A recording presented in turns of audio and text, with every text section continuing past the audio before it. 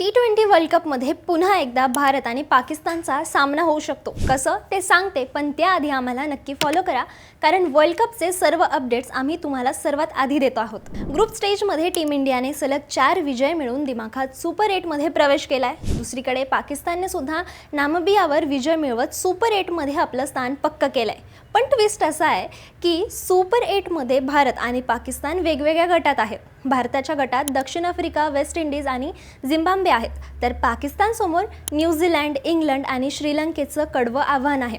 मग हे दोन संघ पुन्हा कधी भिडणार? आता ही लढत फक्त सेमीफायनल किंवा फायनलमध्येच होऊ शकते. जर भारत आपल्या गटात टॉपवर राहिला आणि पाकिस्तान त्यांच्या गटात दुसऱ्या क्रमांकावर राहिला, तर 4 मार्च रोजी श्रीलंकेत या दोन कट्टर प्रतिस्पर्ध्यांमध्ये सेमीफायनलचा थरार पाहायला मिळेल. आणि जर दोन्ही संघांनी आपापल्या सेमीफायनल जिंकल्यात, तर 8 मार्चला थेट फायनलमध्ये हाय व्होल्टेज ड्रामा दिसेल. पाकिस्तानचा मार्ग खडतर आहे, कारण त्यांना इंग्लंड आणि न्यूझीलंड सारख्या तगड्या संघांना नमवावं लागणार आहे.